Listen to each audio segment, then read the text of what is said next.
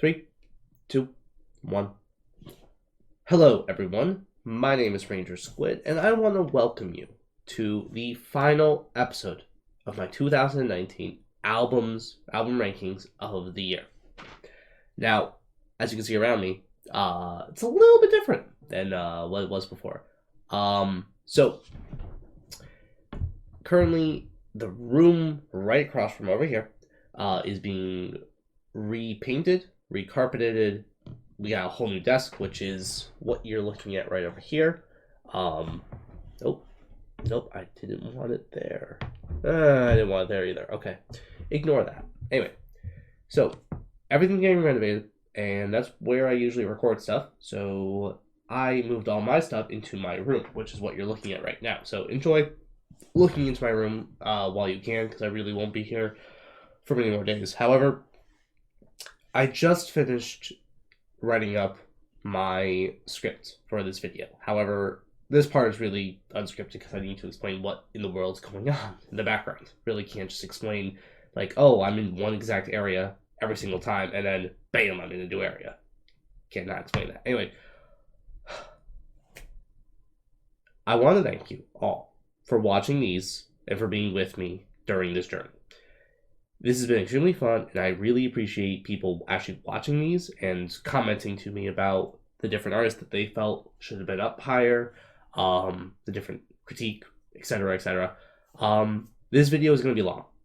Just straight up, it's going to be long. So if you see the timer at the bottom, you notice how long it is. If you can't watch this all in one sitting, that's okay. Just watch it over a couple. I just want to go over everything about my top 10 and the 2 honorable mentions.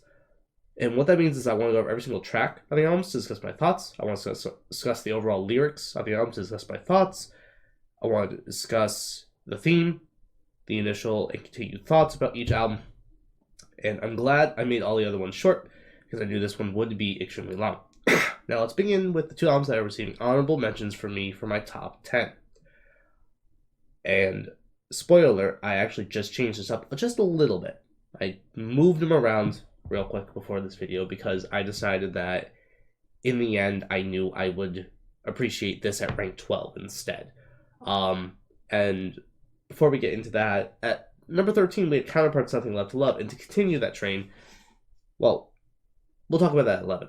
For now, we have rank 12, we have Of Mice and Men's Earth and Sky. And overall, they released some absolute banger of singles when they were dropping out the singles. I really, really liked them. Mushroom Cloud, Earth and Sky. I wasn't a fan of How to Survive when it came out last year. I just wasn't. Just was not a fan of it at all. I just haven't liked it since either. And I just felt like it didn't really belong to the album itself. However, I do appreciate the fact that it's still in the album instead of just being like tossed out, like another song I'll talk about with another band in a few minutes. Yeah, in a few minutes. Anyway, the lyrics for the album were somewhat standard, despite having some of the most insane breakdowns and riffs in the album just all together in every single different song. And I also felt that Earth and Sky, the main song, shouldn't have been in the middle of the album. It should have been either at the beginning or the end, because that heavy breakdown at the end, or there's like from the middle to the very end, either should have started off the album or should have ended the album. That was one of the best songs that they released on this entire album, hands down. Overall, there's just a few flaws in there that I wasn't the biggest fan of, but I still really enjoyed this album. I'm definitely going to put a lot of the songs from this album onto my favorites playlist, which I will be sharing with Twitter in the future. Speaking of, if you aren't following me on Twitter, please go follow me on Twitter, because this is where I'm posting all of these to promote them and for people to actually look at them instead of just on YouTube. Anyway, on to number 11. Back to the hardcore discussion, we have Gideon's Out of Control. Overall, I really enjoyed this album as a whole, and I think that I enjoyed the style that Gideon brings to hardcore itself, which is kind of like a metal hardcore style. I'm going to bring up my anxiety again and state that the sound was a bit harder to listen to, but I will definitely put quite a few songs from the album onto my playlist in the near future. If I did not have this issue with hardcore music in general, this would most definitely be in top 10. Most likely, I would say like like I would say 7th or 8th. It wouldn't go up too much, but it definitely deserves at least a mention that, like, hey, I have this issue, and once I overcome it, this album will definitely just jump up really quickly. Now, I also apologize. I am sick. I forgot to mention that. And it hasn't gone away. So, my top 10 favorite albums of the year. I gave a hint on Twitter a little while ago. When I look out to at the world, here's what I see. 2 dead flowers, the moon, a pair of hands, someone sleeping, a pit of fire, organs, a man in mask, a big eye, and hell itself. I spelled I wrong, or grammatically spelled it wrong. I just realized that, so that's on me. If you don't, please don't comment about that. I noticed it. I gave this hint to my top 10, and you will see, if you can guess what this is before I continue, then bruh fucking oh. You exactly know what my top 10 is. Now, does that mean my top 10 is in the order that it's said, or is it the opposite, or is it just a random pile of them?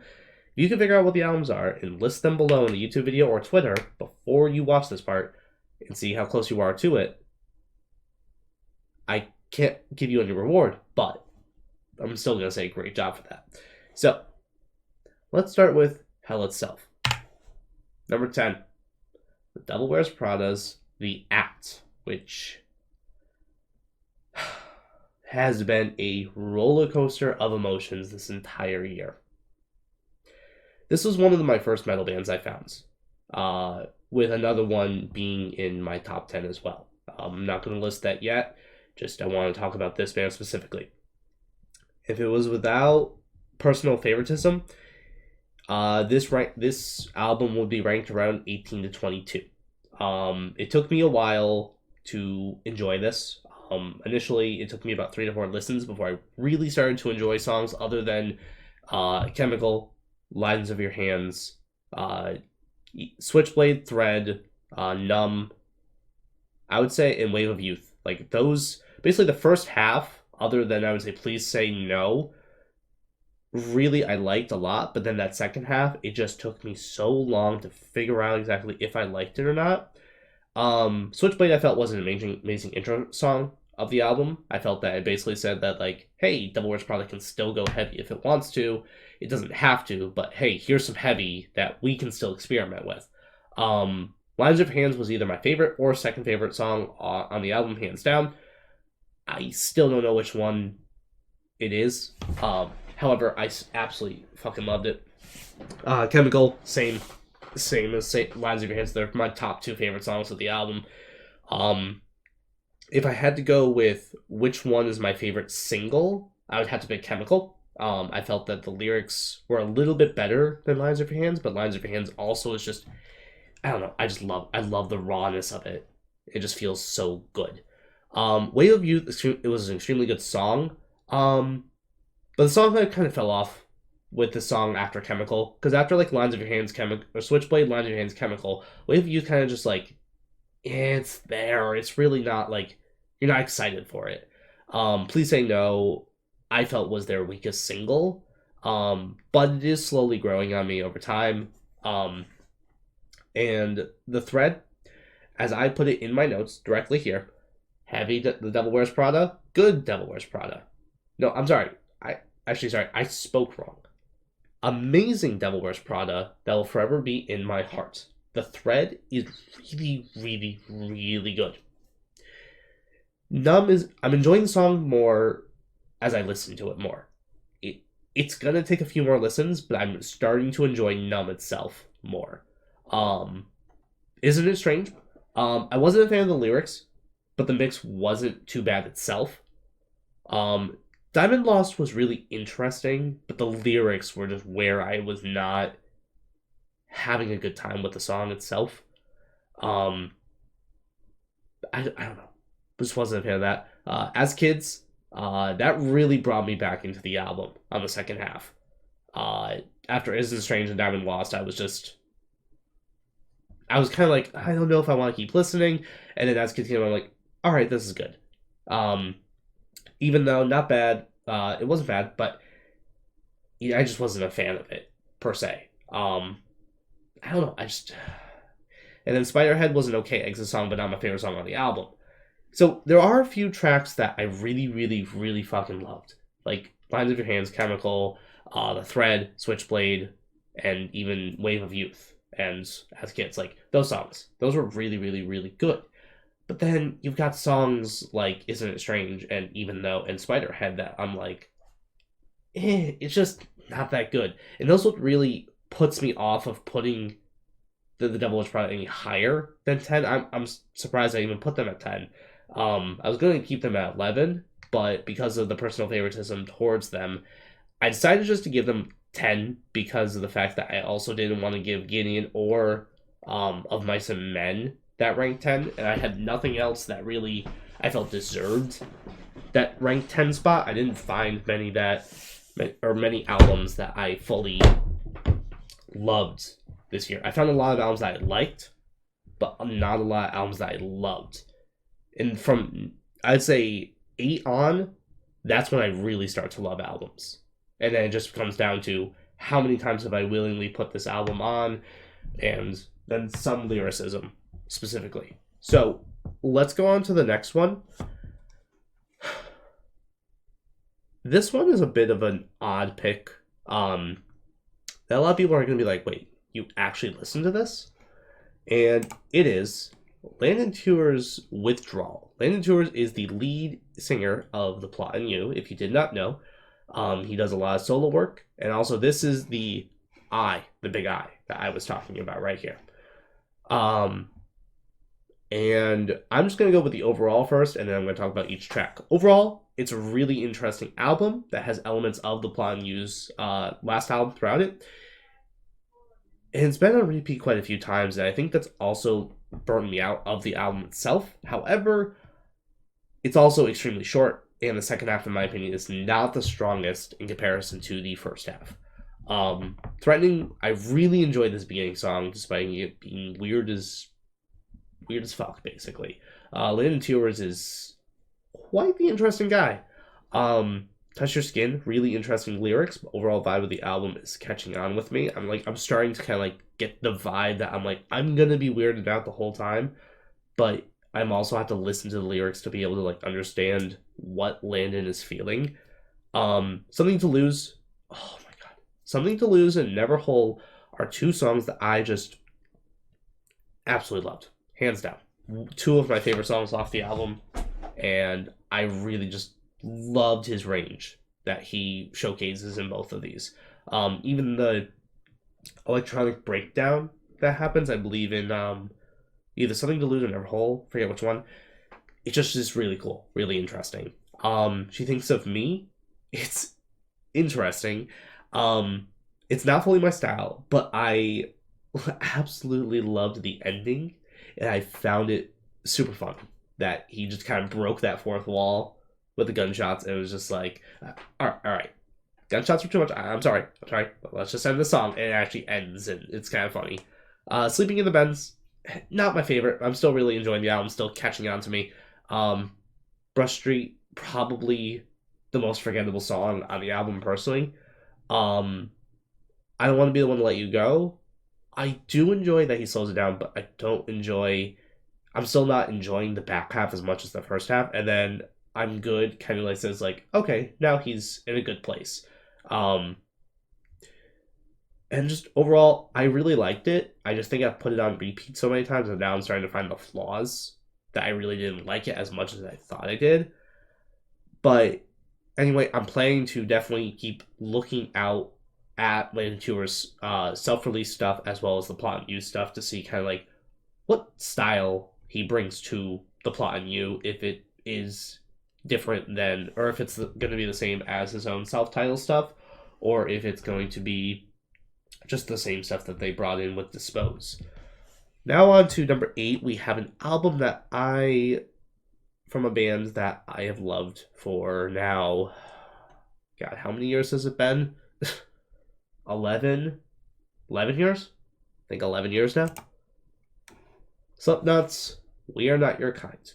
And I know that there are a few people who I won't mention, but they know who they are, found this album to be absolute utter disappointment. And I can understand why you would think that with some of my thoughts about this album. This was the first metal band I ever found via Guitar Hero 3. Like, the first metal band that I liked and I found.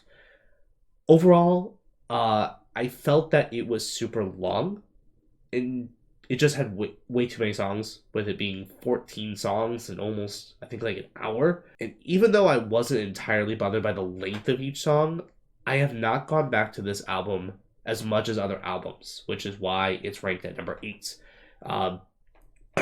I actually changed this, number 7 and number 6, around quite a few times. Number 7 was ranked at number 5, but I moved it back. And Slipknot was actually ranked up quite high before, but then I started listening to it more and more, and I just didn't like it as much as I thought I did. Let me dive into it. Insert Coin was a classic Slipknot interlude. I expected at least one interlude in their album, because that's how they always have done it. For the last 5 records, or 5 albums they've done, it's always been they have an interlude in the beginning, and then they start their album, which is, I really like that.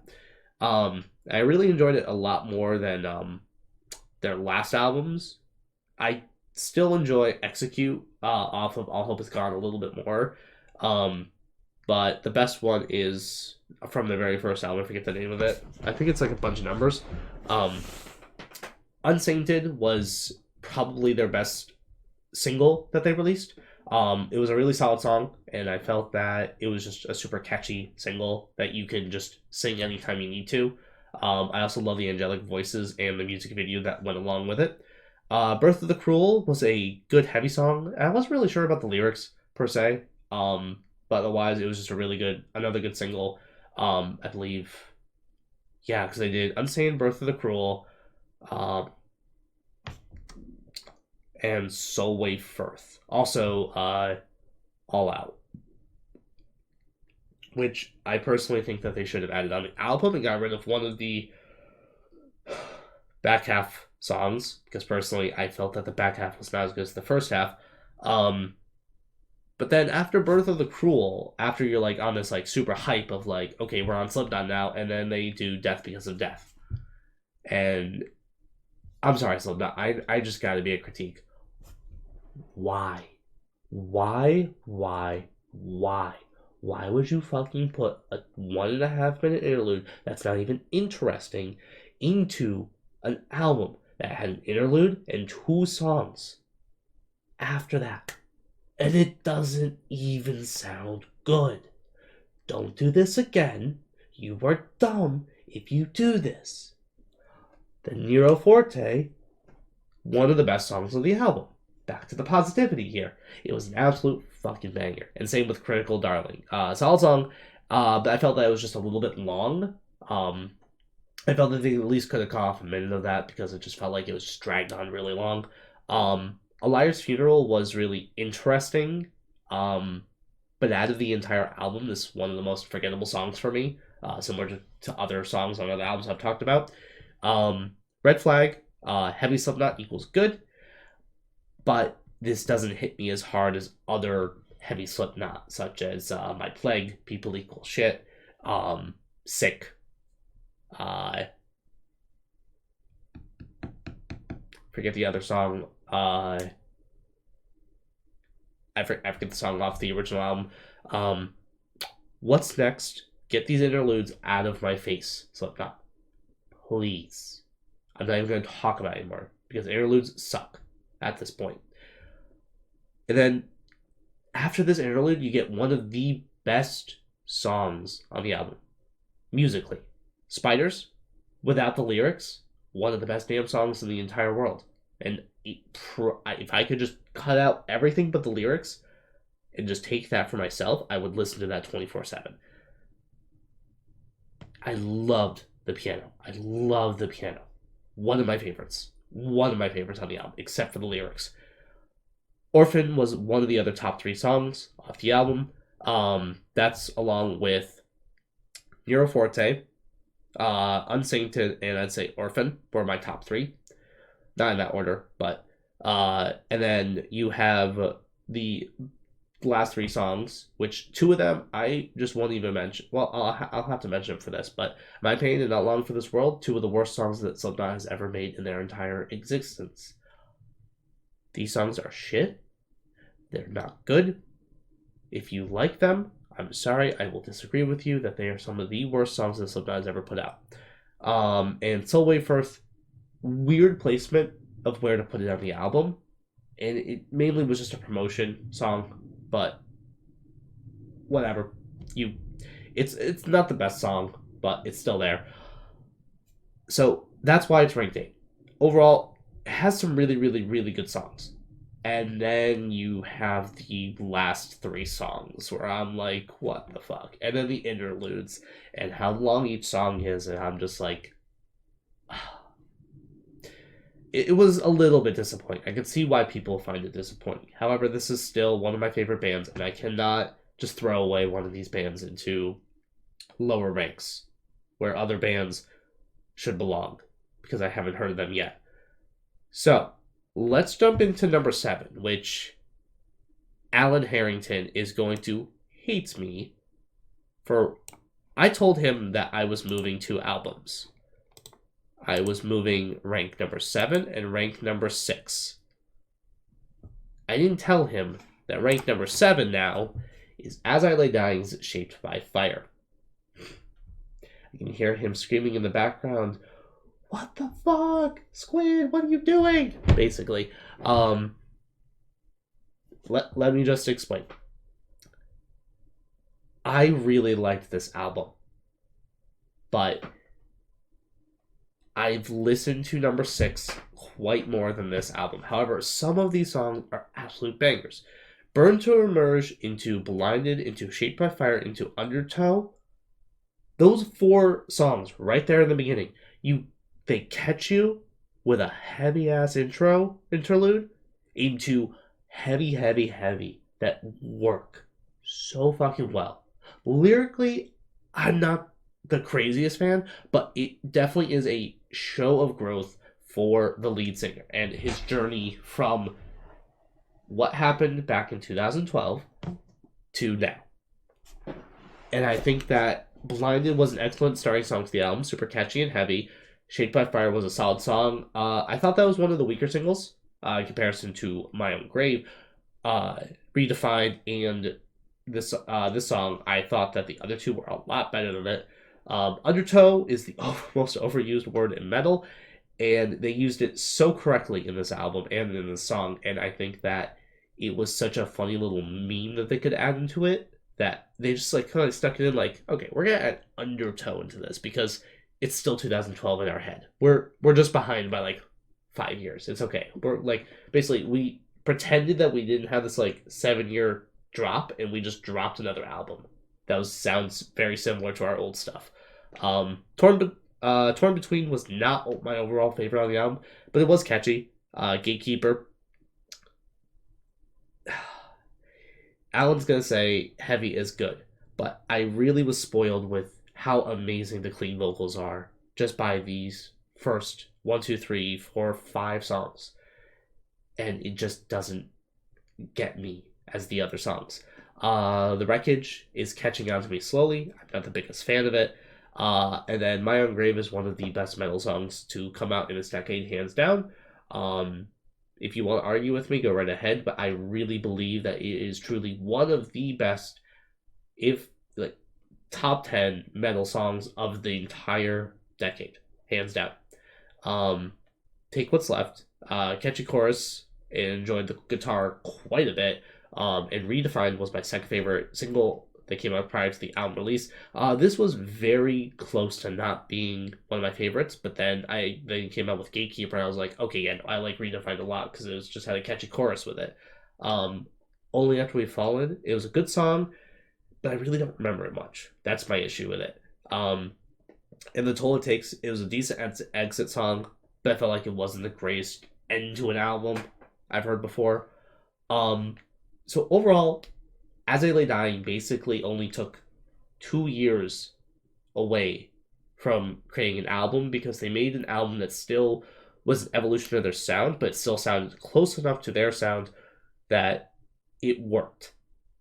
And they made one of the best metal, they basically made one of the best comeback albums that any band has ever come back with. So, like, you got, like, of Mice and Men, who have gone through so many different vocalists, and now they have that one vocalist who did Earth and Sky, and he just, I believe it's Aaron Pauli, if I'm not mistaken, he just did an absolute fucking job of it.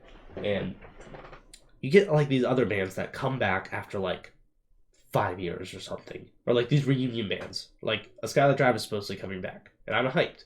But I'm also nervous that it's just going to ruin my entire sound for them. And all these bands that, like, break up, then come back. Or, like, have something happen and then come back. And I'm just afraid that it's not going to sound the same. But then As I Lay Dying comes in here and says, hold my beer, other bands that broke up, we got this. And they released one of the best just metalcore albums of 2019. They really did.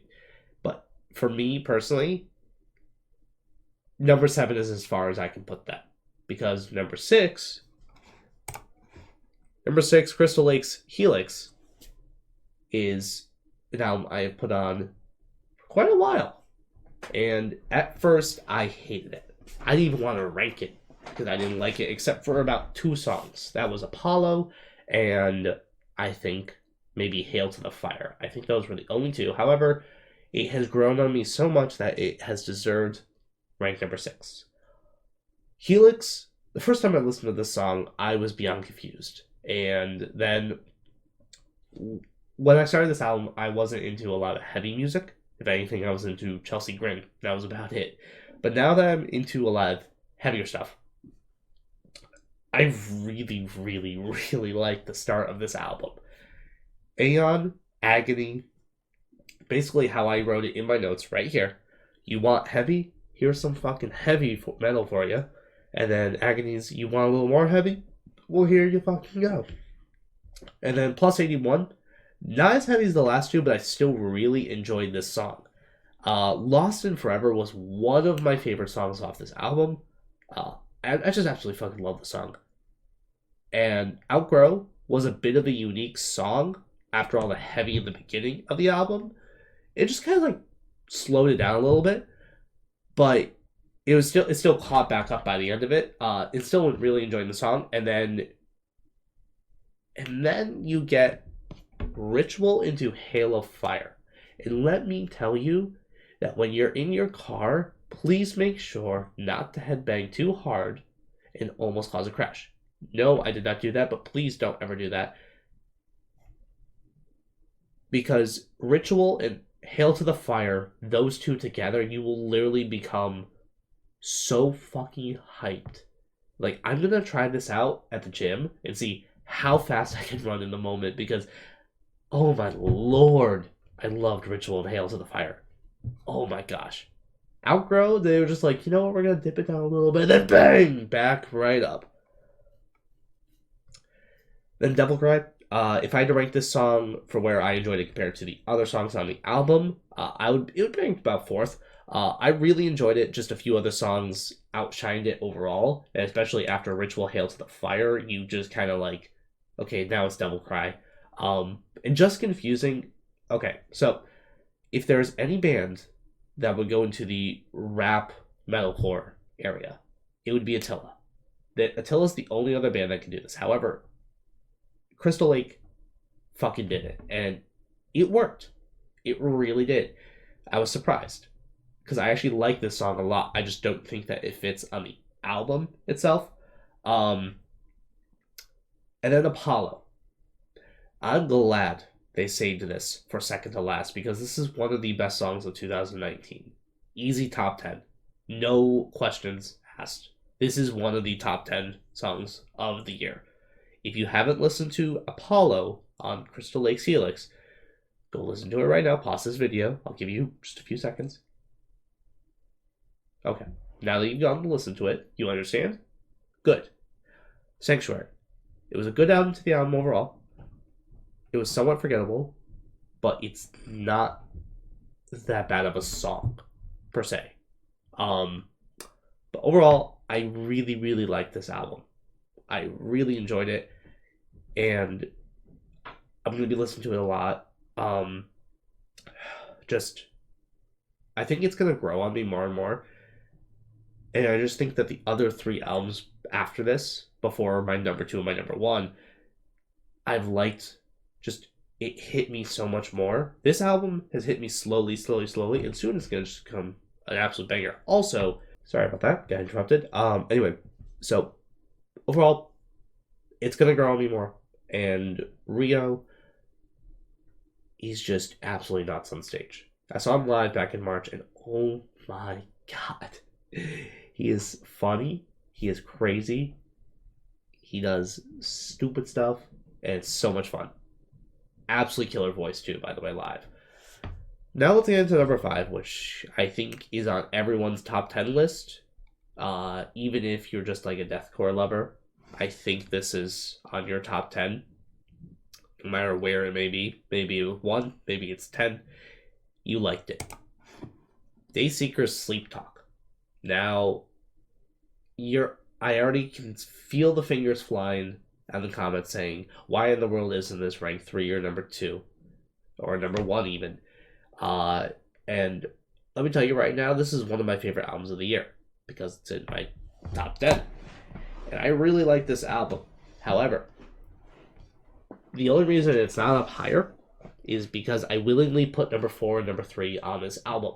On more than this album itself. Drunk, Crooked Soul, Burial Plot, Sleep Talk, Embers Glow, and The Color Black. That 6-song beginning. The only thing that is more perfect than those 6 are my number 2 and my number 1, the entire records. The top 6 songs of this are the best top 6 in a row in any album I've heard in a very long time. Already Numb? I felt that this could have been placed somewhere else than right here. Maybe switch it with the next song, Gates of Ivory. And I also really enjoyed that song, and I felt that the lyrics were absolutely incredible.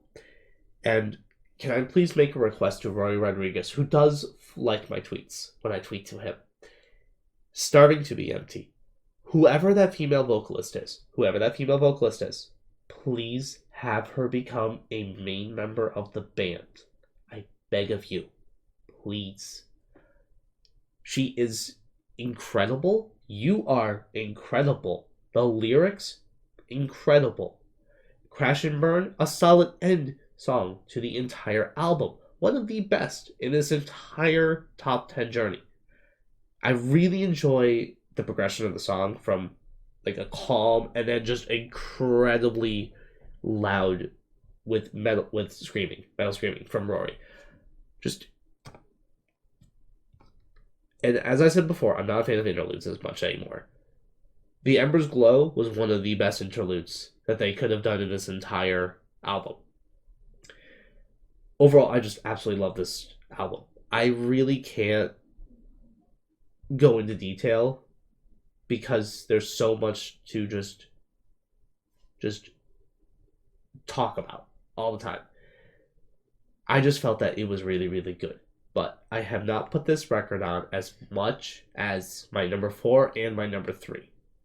I think maybe because it came out later than the others, that it really didn't hit as hard. Also because of the fact that other albums came out at the same time that I enjoyed a lot more. When did it come out? September 27th, 2019. Okay, so there wasn't much at the time of it being released, but it was still really good, and I think I wanted to savor how good it was in the moment. But I do definitely plan on adding basically the entire album to my playlist. 100%. I think from 5 down to 1, I think maybe one song in the entire thing I'm not adding to the playlist. That's it. Now to my number 4. We're getting close. Also, if we are just going to real quick back up, actually, hang on, there we go. Let's back up a little bit. So, I just want to go back to my hints here. We saw Hell itself, a big eye, a man in a mask, organs, which was Helix, a pit of fire, as I lay dying, someone sleeping, Sleeptalk, a pair of hands, and the moon. Now, if you can figure out what those are, Bad Omens, Finding God Before God Finds Me. This is a band that I found over the summer, and I fell in love with within about maybe 45 seconds because of Kingdom of Cards, one of the best songs of the entire year. One of the best songs of the album. One of my favorites, personally. I have not stopped listening to this song. Running in Circles, it was a solid song, catchy chorus, and I enjoyed it a lot overall.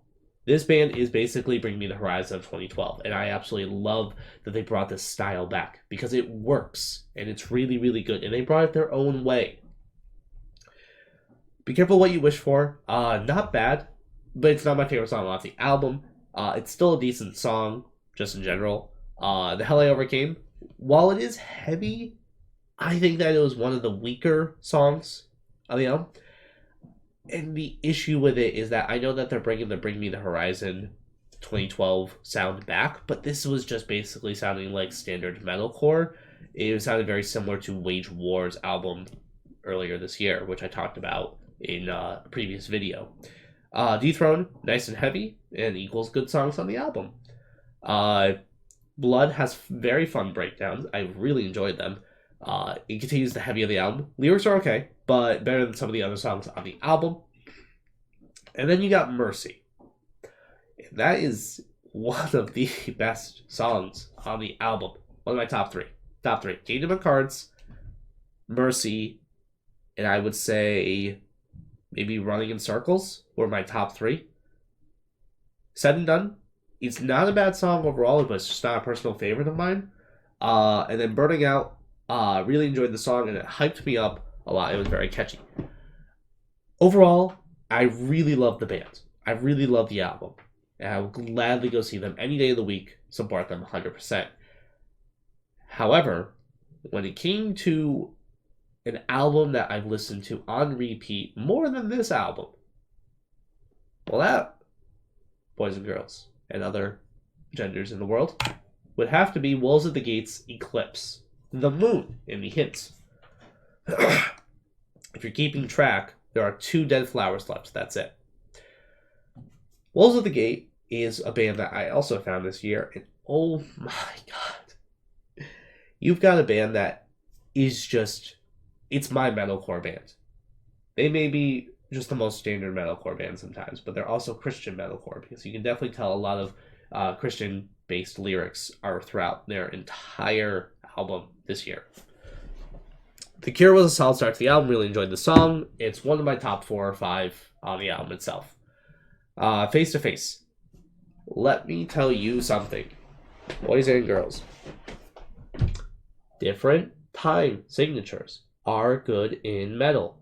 Please keep using them, bands. Wolves at the Gate. If you see this video, I'm gonna tag you in it. See, like a few days after. I want you to look at this, and I want you to say, okay, we'll use different time signatures, because different time signatures make musicians like me go fucking nuts. Hearing that 6/8 beat in there, the 1 and the 2 and the 1 and the 2 and hearing that makes me go nuts, because I love music. I love hearing different time signatures, even just 3/4. Amazing. Please keep doing it. You do it also in the C in between, I believe, as well. Just please keep doing it. A Voice in the Violence. I loved the song lyrically. I felt it was one of the best singles they released before the album.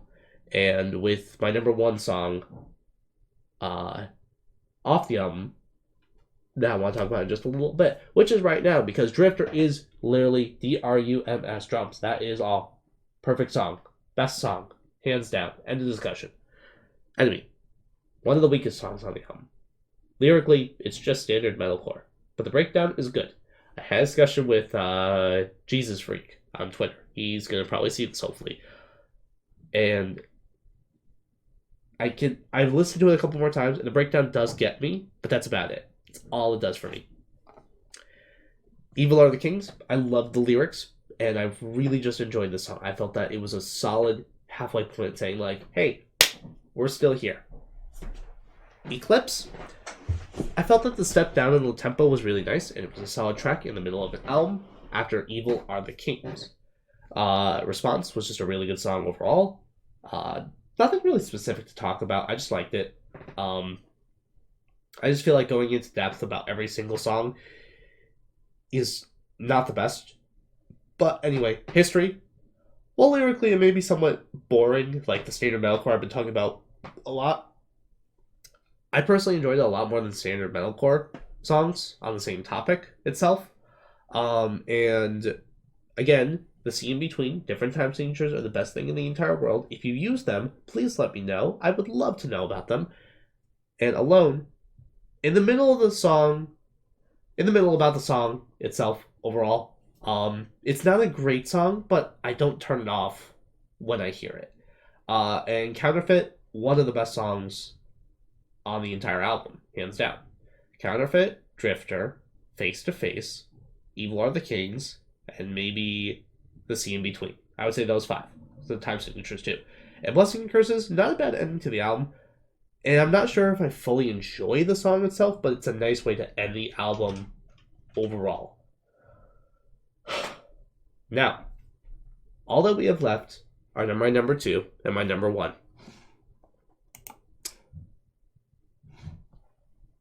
This one took a very long time to decide.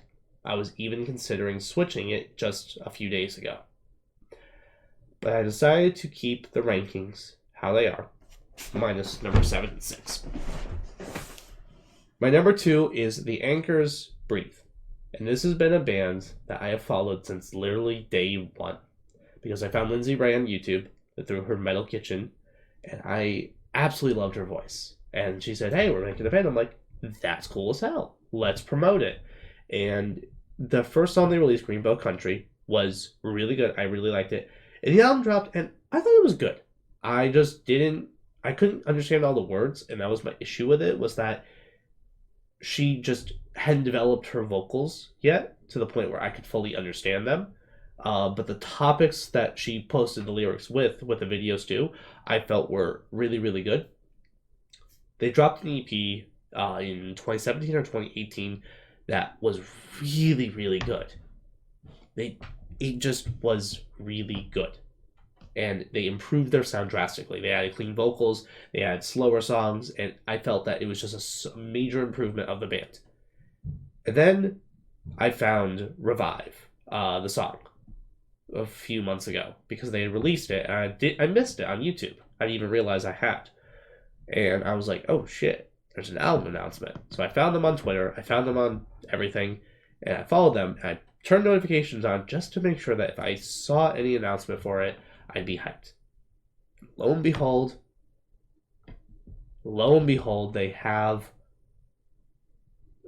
they announced an album about 3 weeks after they made a post about it. Let me just get up the track list. They released Through Rose with it, and it was one of the best songs of the year. It was in contention with Lines of Your Hands at the point.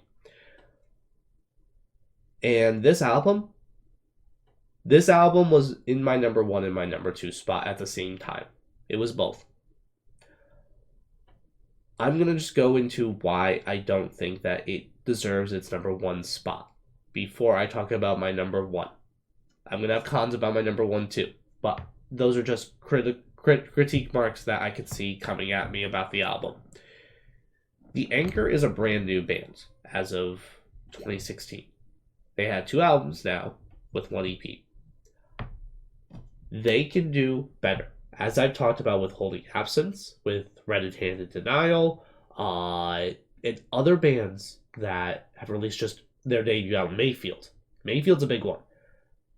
I think they can do better. This band has so much room for improvement that I don't want to give them number 1, because then I'll just be so disappointed with their next album if it's not as good as this one. However, this album, there's only one flaw in it that I'm going to talk about. More Than Fine, I personally don't think that it was the best song. I think that it was just a very repetitive song with the rest of the album. And I feel like Of Saying Goodbye should have been at the very end or just before the calm before. I think both should have been together and not Of Saying Goodbye in the middle, because it really... By the way, if you haven't listened to Of Saying Goodbye, just go listen to it and cry a few tears, because the first time I listened to it, I actually just I was crying. Yeah. No, 100%. Every single song here, otherwise, perfect. I love it. I just fucking love it. There's nothing else to say. Now, there's our one dead rose, or one dead flower, that is now alive. Here's our other flower that I'd like to talk about. Now, before that, I just remembered that I have albums to show you guys.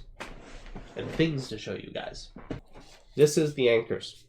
Since they don't have records yet, I had to open it because of the fact that I had to make sure that this was actually mine.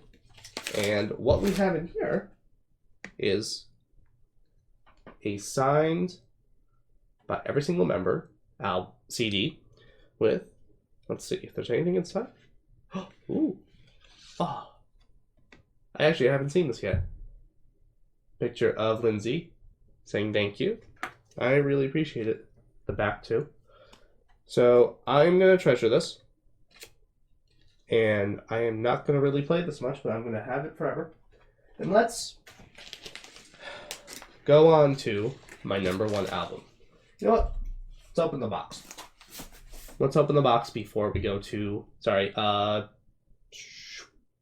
whoop. There. Yeah, right there.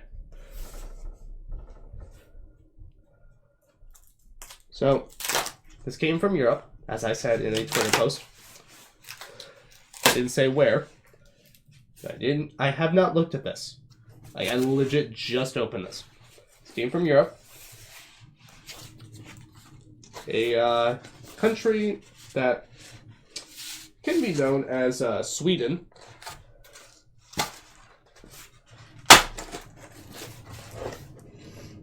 And we have officially opened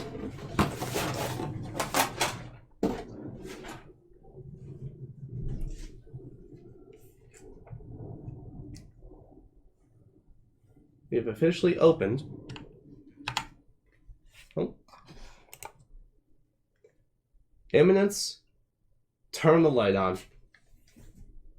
and their record. This album is perfect. Just simple as that. I fell in love with it within about 5 seconds of listening to it. Now, as I said before, I'm a musician.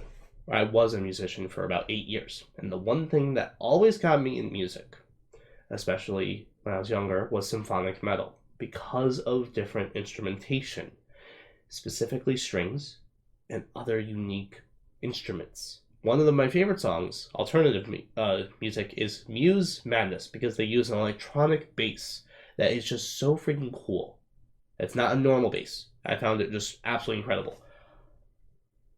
But some of my favorite bands are Camelot, Epica, Delane, just using these different strings and instrumentations that just get me so excited.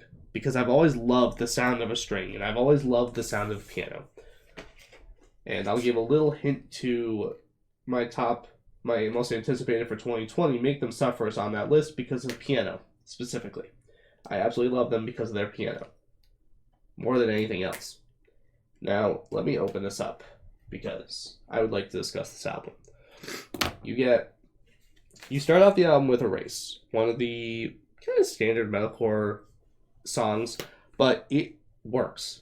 It just works. And throughout the rest of the songs, Paralyzed, Room to Breathe, Saturated Soul, you get this message that someone's calling out, doesn't know how to call out for help, and they're unsure of how to get this help, even though they need the help, and they fear that they want to know about like what paradise is like in Paralyzed, but they can't help feeling paralyzed because of it. Now, I have talked about this album countless times. Let us see the contents of the inside. Oh my lord. That is a beautiful... Oh. Look at that back. Ah. It's just... And then you've got the actual album. The actual vinyl. 2 vinyls, actually. Forgot about that. So, overall, it's perfect. If I had to comment on what I personally did not like, I think that the only thing I didn't like, if I look at the track list once I find it, here we go. I would say Don't Tell a Soul would be the only song I wasn't the biggest fan of. However, I've had this album on repeat since I found it in April. I believe that was when I found it, or May. Regardless, it literally is my most excited album. Sometimes I would actually pause the actual listening to like other albums I'm supposed to rank beforehand, just because I wanted to listen to this or the Anchor. Now, I went back and forth on the Anchor and this